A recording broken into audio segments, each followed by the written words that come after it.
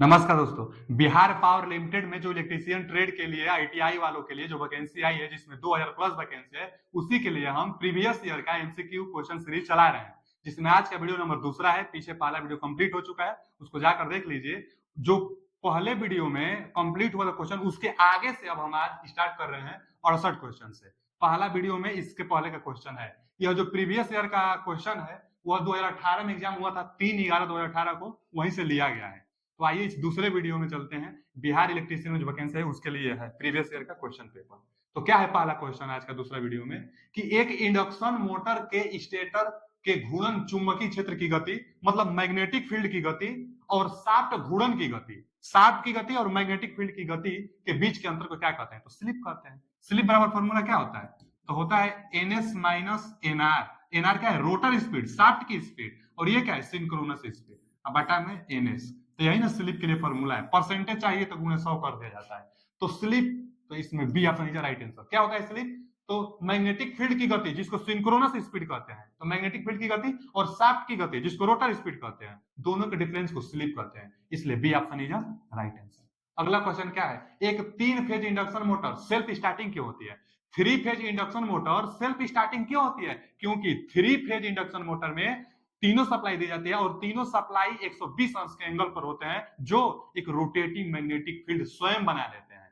तो जो R Y B तीनों फेज होता है, 120 अंश के फेज डिस्प्लेसमेंट पर होता है, उसका डायग्राम भी कभी भी ऐसे बनाया जाता है। तो 120 अंश आर वाई बी, तो 120 अंश, ये तीनों कितने अंश पर होते हैं? तो 120 अंश के एंगल पर होते हैं। तो कौन सा ऑप्शन? देखिए बी ऑप्शन दिखाई दे रहा है कि एक 120 डिग्री फेज एंगल के द्वारा ऑफसेट बाइंडिंग के कारण रोटेटिंग मैग्नेटिक फील्ड बनाते हैं, इसलिए इंडक्शन मोटर सेल्फ स्टार्टेड हो जाता है। अगला क्वेश्चन क्या है? अगला जो क्वेश्चन है कि देख लीजिए, जो अगला क्वेश्चन है, अगर दिखाई ना दे तो थोड़ा सा नीचे कर दे रहे हैं। और क्या है कि 4 पोल 3 phase 50 hertz induction motor 1455 RPM की गति के साथ चलती है। इस स्थिति में घूर्णन के प्रेरित ईएमएफ की आवृत्ति कितनी होगी? प्रेरित ईएमएफ की आवृत्ति, तो प्रेरित किसमें होगी? रोटर में होगी, तो रोटर की आवृत्ति पूछ रहा है। प्रेरित ईएमएफ की आवृत्ति माने रोटर की आवृत्ति, और रोटर की आवृत्ति के लिए फॉर्मूला होता है, रोटर की फ्रीक्वेंसी के लिए फॉर्मूला स्लिप गुणे सप्लाई फ्रीक्वेंसी। सप्लाई फ्रीक्वेंसी में स्लिप का गुणा कर दीजिए, रोटर का स्पीड आ जाएगा। तो सप्लाई फ्रीक्वेंसी तो दिया है, स्लिप नहीं दिया है इसमें। तो स्लिप निकालने के लिए हम फॉर्मूला आपको बताए थे। स्लिप निकालने के लिए क्या फॉर्मूला था? तो एस बराबर, स्लिप के लिए फॉर्मूला था एस बराबर, आज अभी पहले ही क्वेश्चन में यही आया था, तो एनएस माइनस एनआर बटा में एनएस गुणे 100 परसेंटेज में निकालने के लिए। अब मान भर दीजिए, 4 पोल बोला है तो 4 पोल के लिए 1500 आरपीएम कैसे निकलता है? तो स्पीड, सिंक्रोनस स्पीड निकालने के लिए 120 एफ बटा में पी फॉर्मूला होता है। तो 4 पोल रख देंगे 50 हर्ट्ज के लिए, तो 1500 आरपीएम आती है। तो 1500 में से एनआर 1455 आरपीएम घटा देंगे, तो कितना बच जाएगा? 45। रोटर स्पीड दिया है सवाल में 1455 आरपीएम, तो 45, और ये तो 1500 आरपीएम सिंक्रोनस स्पीड है गुणे 100, तो 2 जीरो से 2 जीरो कट जाएगा, और इस 15 से 15 तिया 45, 3 आ रहा है ना परसेंटेज। इसी को क्या लिख सकते हैं? 0.03 परसेंटेज में 3% चाहे 0.03। अब मान भर दीजिए, स्लिप जब मिल गया तो मान भर दीजिए। ये 50 हर्ट्ज सप्लाई फ्रीक्वेंसी है, तो 5 तिहाई 15 और ये 50 का एक जीरो, और 2 अंक पर 10 लगाएंगे, तो कितना आ गया जी? 1.5 हर्ट्ज। तो रोटर का स्पीड कितना? 1.5 hertz. C option is right answer. अगला क्वेश्चन क्या है? यूनिवर्सल मोटर में कॉम्पनसेटिंग बाइंडिंग किस लिए प्रयुक्त की जाती है?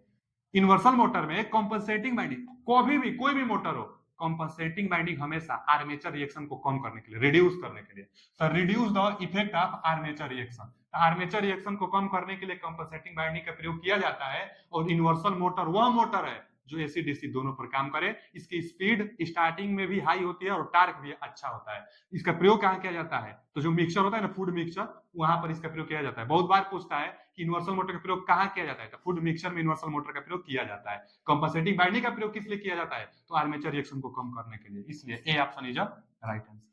अगला क्वेश्चन क्या है कि हेयर ड्रायर, वैक्यूम क्लीनर और घरेलू खाद्य मिक्सचर, वही फूड मिक्सचर, देखिए ना, पढ़ लीजिए, hair dryer, vacuum cleaner and domestic food mixture चाहे फूड प्रोसेसर में किस मोटर का प्रयोग किया जाता है? तो जस्ट इसके पहला वाला क्वेश्चन में बताया है यूनिवर्सल मोटर का प्रयोग। तो universal motor starting torque high होता है और स्पीड भी स्टार्टिंग में हाई होती है, इसलिए यह क्यों हाई होती है? क्योंकि यह डीसी सीरीज मोटर जो होता है ना, सीरीज मोटर, तो सीरीज मोटर की तरह यह बिहेवियर दर्शाती है, क्योंकि सीरीज मोटर का भी स्टार्टिंग में स्पीड बहुत हाई होता है, इन्वर्सल मोटर का भी स्पीड हाई और टार्क भी ऊंच होता है। तो B option is right answer, food mixture में इन्वर्सल मोटर का प्रयोग किया जाता है। अगला क्वेश्चन कि टाइमिंग और कंट्रोल प्रोसेसर के लिए किसका प्रयोग किया जाता है? तो देखिए, एक पूछता है ना कि सिंगल फेज, इसको क्या पढ़ते हैं? Single phase synchronous motor, single phase synchronous, single phase synchronous motor कौन सा है? तो दो होता है, पहला और एक दूसरा। कौन कौन होता है? तो एक तो इसी में दिया है, रिलक्टेंस जो होता है ना मोटर, रिलक्टेंस मोटर, यह एक सिंगल फेज सिंक्रोनस मोटर है। तो रिलक्टेंस मोटर, रिलक्टेंस मोटर, और एक होता है हिस्टेरिसिस मोटर, हिस्टेरिसिस मोटर। एक हिस्टेरिसिस मोटर और एक रिलक्टेंस मोटर, ये दोनों सिंगल फेज सिंक्रोनस मोटर है। और सिंगल फेज सिंक्रोनस मोटर क्यों कहा जाता है? क्योंकि ये क्या होते हैं ना, सिंक्रोनस मोटर की लगभग में कांस्टेंट स्पीड से चलते हैं और इनमें आवाज, दोनों मोटर जो है इनमें आवाज नहीं होता है, इसलिए रिकॉर्डिंग में इनका प्रयोग किया जाता है। ज्यादातर हिस्टेरिसिस मोटर देगा ऑप्शन में, तो रिकॉर्डिंग, जो जहां रिकॉर्डिंग होता है टेप रिकॉर्डिंग, वहां पर हिस्टेरिसिस मोटर का प्रयोग किया जाता है, क्योंकि आवाज नहीं देता है और इसके रोटर पर बाइंडिंग भी नहीं होती है। और जो रिलक्टेंस मोटर होता है यह भी सेम, यह भी आवाज नहीं करता है, बाइंडिंग नहीं होती है, और ये क्या करता है यह भी कि टेप रिकॉर्डिंग में इसका भी प्रयोग हो जाएगा। अगर ये नहीं देगा तो रिलक्टेंस मारेंगे, लेकिन ज्यादातर इसका मेन भूमिका है टेप रिकॉर्डिंग में हिस्टेरिसिस मोटर का, और टाइमर जो होता है, टाइमर और कंट्रोल स्विचिंग, उसमें रिलक्टेंस मोटर का। अगर रिलक्टेंस नहीं देता है तो हिस्टेरिसिस मार देंगे, क्योंकि दोनों का बिहेवियर सेम होता है। तो यहाँ क्या दिया, देखिए ना, टाइमिंग अथवा टाइमर और कंट्रोल प्रोसेस दिया ही है, तो टाइमिंग और कंट्रोल प्रोसेस देगा तो हम लोग रिलक्टेंस मोटर को मार देंगे। तो सी ऑप्शन इज राइट। और नहीं देगा, हिस्टेरिसिस नहीं देगा आपको, हिस्टेरिसिस देता तब सोचने वाली बात होगी, अगर दोनों दे दे और टाइमर से पूछे तब रिलक्टेंस मार देंगे। हालांकि ऐसा नहीं करेंगे, क्योंकि दोनों का जो गुण होता है सेम होता है। तो टेप रिकॉर्डिंग पूछे तो हिस्टेरिसिस, और टाइमर और कंट्रोल स्विच पूछे तो रिलक्टेंस, तो टाइमर और कंट्रोल स्विच पूछा है तो इसलिए रिलक्टेंस मोटर। तो C option is right answer. अगला क्वेश्चन क्या है कि एक सिंक्रोनस जनरेटर में पांचवा हार्मोनिक्स वोल्टेज हटाने के लिए क्वाइलों में कितने डिग्री 60 पिच होनी चाहिए? देखिए, हार्मोनिक्स हमेशा विषम में होती है, third harmonics, fifth harmonics, seventh harmonics, ninth harmonics, तो ऑड नंबर में होती है, हमेशा विषम नंबर में होती है, ठीक है। तीसरा हार्मोनिक्स अपने आप समाप्त हो जाता है जब थ्री फेज की सप्लाई दी जाती है, ठीक है, तीसरा समाप्त हो जाएगा थ्री फेज की सप्लाई, इसीलिए सिंगल फेज की अपेक्षा थ्री फेज अच्छा होता है। उसके बाद पांचवा हार्मोनिक्स हो, चाहे सातवां हार्मोनिक्स हो, नौवा हार्मोनिक्स हो, इन सबको हटाने के लिए 60 पिच बाइंडिंग, कुछ बाइंडिंग 60 कर दी जाती है, अल्फा डिग्री बाइंडिंग पहले ही मोड़ दी जाती है। तो कितना डिग्री मोड़ने से कौन सा हार्मोनिक्स समाप्त होगा, इसके लिए एक फॉर्मूला बनाई गई है, 60 पिच एंगल बराबर कि 180 बटा में एन। जैसे पूछा है ना कि पांचवा हार्मोनिक समाप्त करना है तो कितना एंगल पहले से बाइंडिंग कर देंगे, कितना 60 पिच बाइंडिंग कर देंगे, 60 पिच बाइंडिंग मतलब पहले से कितना बाइंडिंग कर देंगे। तो 180, अब पांचवा हटाना है ना तो 5 से भाग दे दीजिए, 5 के 15 और 5 6 30, 36 अंश। कौन सा ऑप्शन? C option. 36 अंश पहले बाइंडिंग मोड़ देंगे तो फिफ्थ हार्मोनिक समाप्त हो जाएगा। अगर सेवेंथ निकालना होगा तो सेवेंथ करेंगे, नाइन्थ हार्मोनिक्स पूछेगा तो बटा में 9 करेंगे। यही फॉर्मूला फिक्स है हार्मोनिक्स 60 पिच एंगल करने के लिए। नेक्स्ट क्वेश्चन है कि जब एक शहर से दूर कोई क्षेत्र, बाहरी इलाका रिसीविंग स्टेशन से लाइनों द्वारा जोड़ा जाता है तो उसे क्या कहते हैं? मतलब पूछ रहा है ना कि बाहरी इलाका, शहर से दूर, देखिए ना, शहर से दूर कोई बाहरी इलाका ट्रांसमिशन लाइन से जुड़ी जाती है तो उस ट्रांसमिशन लाइन को क्या कहते हैं? देखिए यहाँ पर हम ट्रांसमिशन लाइन बनाए हैं, यहाँ पर यह क्या होता है, जनरेटिंग स्टेशन होता है, बिजली जनरेट की जाती है 11 केवी में, लेकिन जाता है 765 केवी में, और 765 केवी बहुत दूर तक जाता है, इसको प्राइमरी ट्रांसमिशन कहते हैं, प्राइमरी ट्रांसमिशन कहते हैं। स्टेप अप यहाँ पर वोल्टेज ट्रांसफार्मर लगता है और प्राइमरी ट्रांसमिशन कहते हैं। फिर यहाँ से जाता है स्टेप डाउन से, अब इसको ना हम लोग 33 केवी में कन्वर्ट कर लेते हैं, 33 केवी में, तो इसको क्या कहते हैं, सेकेंडरी ट्रांसमिशन।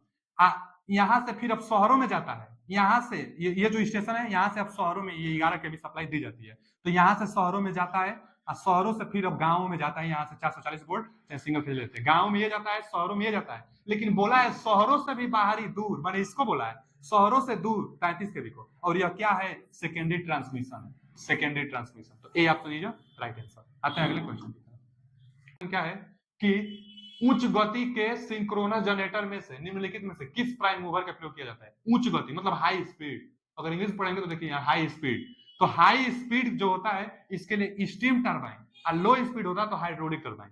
इसको और समझ लीजिए, जैसे स्टीम जो टरबाइन होती है ना इस हाई स्पीड के लिए, एक होता है सेलिएंट पोल टाइप अल्टरनेटर, तो सेलिएंट पोल टाइप जो होता है उसमें पोलों की संख्या ज्यादा होती है, उसका स्पीड कम होता है, वही हाइड्रोलिक के लिए किया जाता है। सेलिएंट हम बता रहे हैं, सेलिएंट में पोलों की संख्या ज्यादा होती है, स्पीड उसका कम होता है और हाइड्रोलिक के लिए किया जाता है। और एक होता है cylindrical rotor type, cylindrical rotor type, तो जो सिलेंड्रिकल रोटर टाइप होता है इसमें पोलों की संख्या कम होता है, स्पीड ज्यादा होता है और स्टीम टरबाइन के लिए प्रयोग किया जाता है। तो हम क्या बोले हैं, स्पीड ज्यादा होता है और स्टीम टरबाइन के लिए, तो स्पीड ज्यादा होगा तो स्टीम टरबाइन, यानी D option is right answer. अगला क्वेश्चन क्या है, अगला क्वेश्चन है कि 50 hertz hydro electric power plant में 4 पोल अल्टरनेटर की गति क्या होगी। भैया 4 पोल स्टार्टर के लिए अब क्वेश्चन एक आया था ना, स्लिप निकाले थे 1500 आरपीएम, तो 4 पोल के लिए 1500 आरपीएम याद भी कर लीजिए। 2 पोल के लिए फॉर्मूला हम लिख देते हैं, सिंक्रोनस स्पीड के लिए जो फॉर्मूला होता है 120 एफ सप्लाई फ्रीक्वेंसी बटा में यहाँ पी पोलों की संख्या। अब जितना पोल के लिए चाहिए आप निकाल कर देख सकते हैं। 4 पोल के लिए 1500 आरपीएम, 2 पोल के लिए 3000 आरपीएम आएगा, तो यहाँ 4 पोल के लिए पूछा है तो A option is right answer.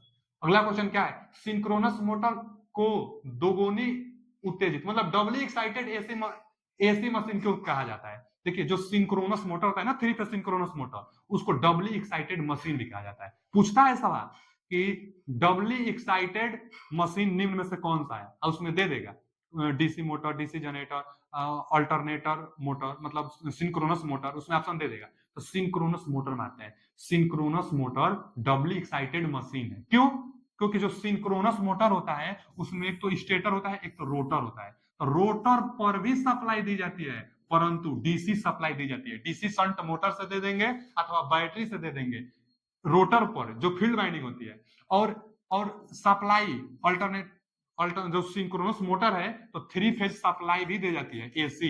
यहाँ क्या कौन सा सप्लाई, डीसी, तो डीसी रोटर को और स्टेटर पर जो भारी वाइंडिंग होती है इसको एसी सप्लाई दी जाती है, तो दो सप्लाई दी जा रही है, इसलिए डबली एक्साइटेड कहा जाता है। तो देखिए यहाँ दिया है both AC and DC supply must be connected respectively armature and field, तो आर्मेचर वाइंडिंग को 3 फेज एसी सप्लाई और रोटर वाइंडिंग को फील्ड वाइंडिंग कहते हैं, फील्ड वाइंडिंग को डीसी सप्लाई देते हैं, इसलिए डबली एक्साइटेड कहते हैं। तो कौन सा ऑप्शन हो जाएगा, B option is right answer. Field winding को डीसी और आर्मेचर वाइंडिंग को एसी, तो B option is right answer. आते हैं अगले क्वेश्चन की तरफ। जो अगला क्वेश्चन है 36 slot 6 pole single layer 3 phase भी है, बाइंडिंग की डिस्ट्रीब्यूशन फैक्टर क्या होगा। डिस्ट्रीब्यूशन फैक्टर पूछा है, डिस्ट्रीब्यूशन फैक्टर के लिए फॉर्मूला आपको याद करना होगा। क्या है डिस्ट्रीब्यूशन फैक्टर के जो फॉर्मूला होता है, देखिए अच्छा फॉर्मूला आता है, कई बार इसका ट्रिक लगवा देता है। तो साइन जो फॉर्मूला होता है इसका क्या फॉर्मूला होता है, तो डिस्ट्रीब्यूशन फैक्टर का केडी बराबर साइन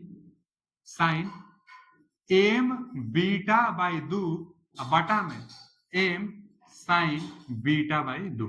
एम बीटा बाई 2 यहाँ पर केवल बीटा बाई 2 एम आगे आ जाता है, डिस्ट्रीब्यूशन फैक्टर का फॉर्मूला है। लेकिन एम क्या है और बीटा क्या है, तो देखिए एम को निकालने के लिए फॉर्मूला आता है, चाहे इसको स्लॉट पर पोल पर पिच कहा ही जाता है। एम को क्या कहते हैं, स्लॉट पर माने बाटा पोल पर पिच। देखिए एम को स्लॉट पर पोल पर पिच इसको कहा जाता है ना, स्लॉट पर पोल पर पिच कहा जाता है इसको। केडी का मान डिस्ट्रीब्यूशन फैक्टर का मान निकालना है, और एक बीटा भी चाहिए आपको, तो बीटा निकालने के लिए फॉर्मूला होता है 180 बटा में स्लॉट पर पोल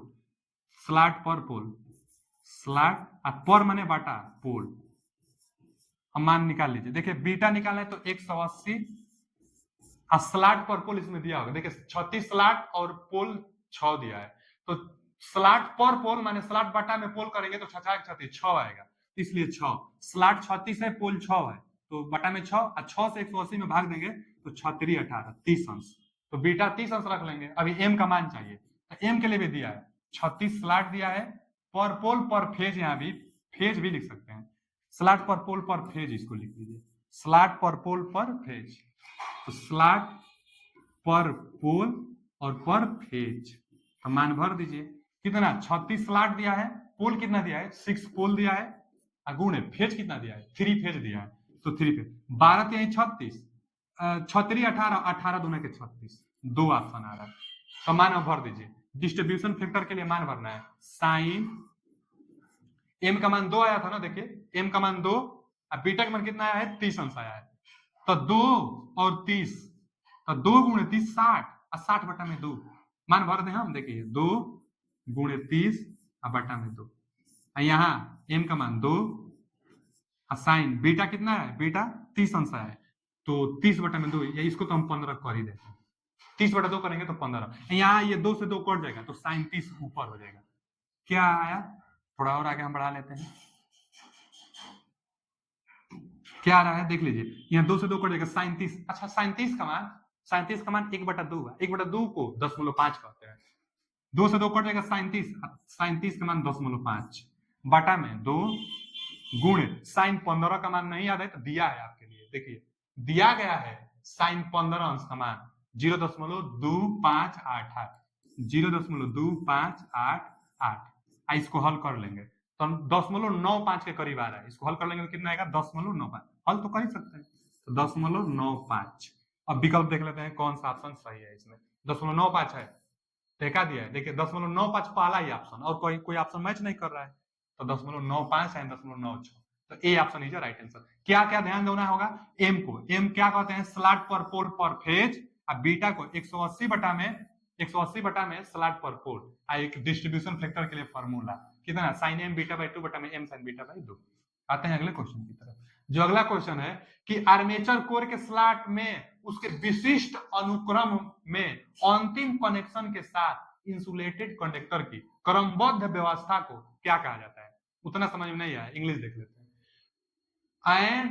एन ऑर्डरली अरेंजमेंट, एक ऑर्डर में arrangement of insulated conductor in the slot, slot में इंसुलेटेड कंडक्टर एक निश्चित ऑर्डर में अरेंज की गई है, ठीक है, कंडक्टर स्लॉट में अरेंज की गई है, वो भी स्लॉट में कंडक्टर अरेंज की गई है, armature core with there and connection in a specific sequence is called.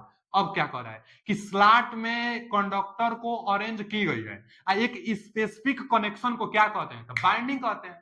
Binding होता क्या है, स्लॉट में कंडक्टर को लगाकर एक निश्चित क्रम में कनेक्शन, वो भी इंड सिरा उसका, देखिए ना, slot armature core with their end connection in specific sequence, एक स्पेसिफिक सीक्वेंस में इंड कनेक्शन करते जाते हैं तो क्या बनता है, बाइंडिंग देते हैं, यहाँ पर binding, D option is right answer. अगले आते हैं अगले क्वेश्चन की तरफ, जो अगला क्वेश्चन है कि मल्टीपल बाइंडिंग ट्रांसफार्मर की 12 वोल्ट और 2.5 एम्पियर रेटेड की गई दो सेकेंडरी बाइंडिंग सीरीज में जुड़ी हुई है, सेकेंडरी, अच्छा किसमें जुड़ी हुई है, सीरीज में, सेकेंडरी बाइंडिंग वो भी ट्रांसफार्मर की सेकेंडरी बाइंडिंग सीरीज में जुड़ी हुई है, सीरीज में जुड़ी हुई है, सेकेंडरी आउटपुट टर्मिनल पर वोल्टेज और करंट क्या होगा, भैया जब सीरीज में जुटेगी तो वोल्टेज का मान बढ़ेगा लेकिन करंट तो सेम रहेगा, तो वोल्टेज का मान 12 वोल्ट है, दो है ना, देखिए मल्टीपल बाइंडिंग ट्रांसफार्मर की 12 वोल्ट और 2.5 एम्पियर रेटेड की गई दो सेकेंडरी बाइंडिंग सीरीज में जुड़ी हुई है, तो मल्टीपल बाइंडिंग पर आउटपुट टर्मिनल क्या होगा, सेकेंडरी जोड़ा गया आउटपुट पूछा है, तो वोल्टेज जुटेगा, सीरीज में है तो 12 वोल्ट 24 वोल्ट हो जाएगा, और धारा 2.5 है, तो धारा 2.5 लेकिन 25 नहीं, ये गलत, 2.5 होना चाहिए, 2.5 होना चाहिए, ये सही है, लेकिन 24 वोल्ट।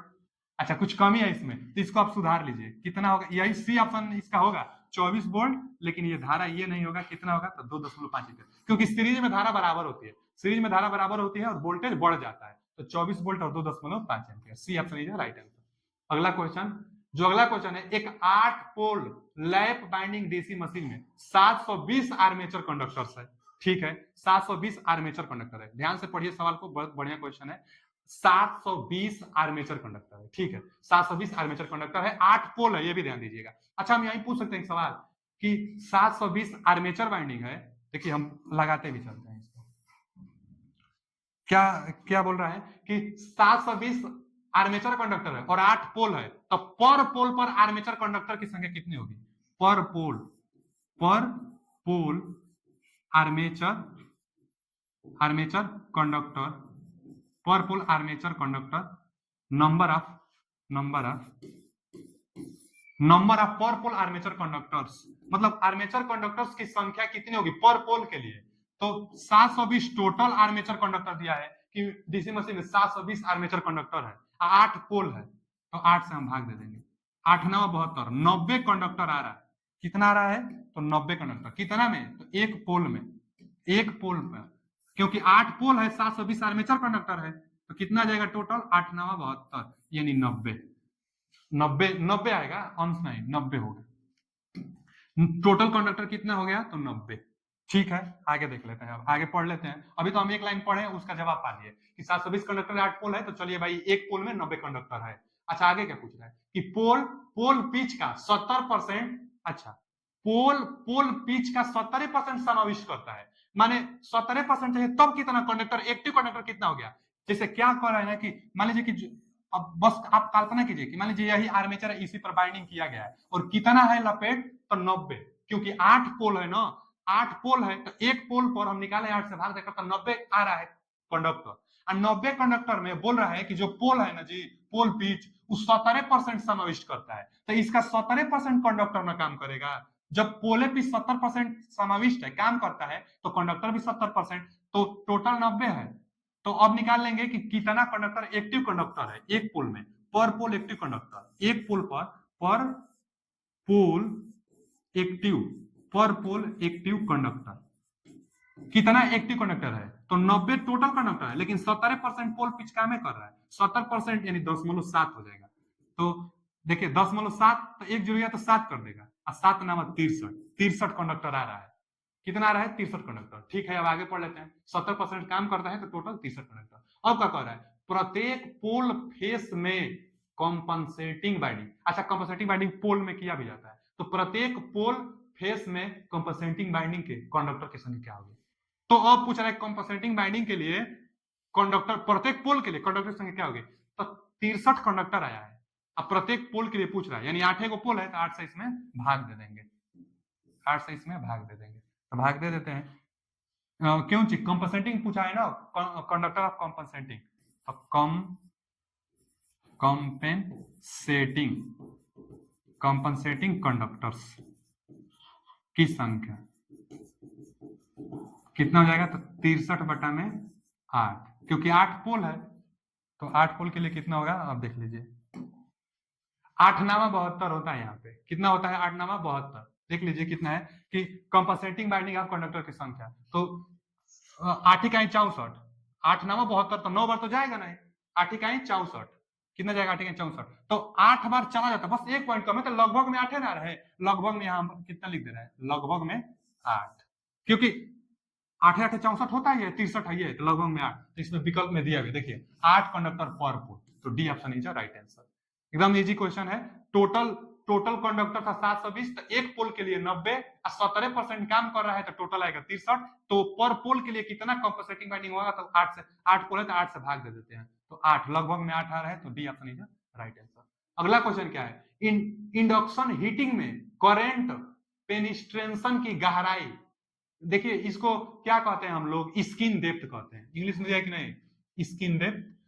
देखिए डेप्थ आप करेंट पेंट्रेंशन दिया है, ठीक है, इसी को स्किन डेप्थ कहते हैं। स्किन डेप्थ क्या होता है, तो स्किन इफेक्ट के व्युत्क्रमानुपाती स्किन डेप्थ होता है। अब वही पूछा है करंट, देखिए दिया है डेप्थ ऑफ करंट पेंडेंशन, तो इसको कहते हैं शॉर्ट में स्किन डेप्थ, स्किन डेप्थ इसी को कहते हैं स्किन डेप्थ। तो पूछ रहा है ना, स्किन डेप्थ की गहराई किसके अनुपातिक है, यही स्किन डेप्थ किसके अनुपातिक है, किस पर निर्भर करेगा, तो आप देख लीजिए, पहले तो आप ये बात जान लीजिए कि स्किन इफेक्ट ये हम लोग पढ़ते हैं, स्किन इफेक्ट ना, वही स्किन इफेक्ट व्युत्क्रमानुपाती होता है स्किन डेप्थ के, स्किन डेप्थ के, जो सवाल में पूछा है, तो स्किन डेप्थ के व्युत्क्रमानुपाती होता है स्किन इफेक्ट। अब फॉर्मूला क्या होता है स्किन इफेक्ट का, तो स्किन इफेक्ट का जो फॉर्मूला होता है, स्किन इफेक्ट बराबर फॉर्मूला अंडर रूट में स्किन इफेक्ट का फॉर्मूला अंडर रूट में, फॉर्मूला इसका होता है कि पाई रो एफ और म्यू, पाई रो एफ माने फ्रीक्वेंसी और म्यू, तो इसी का व्युत्क्रमानुपाती होगा स्किन डेप्थ, तो स्किन डेप्थ बराबर